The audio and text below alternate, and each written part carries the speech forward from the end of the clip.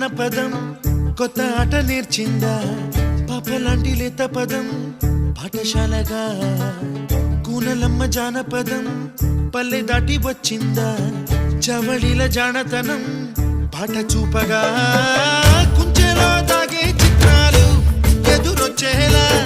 అంతటా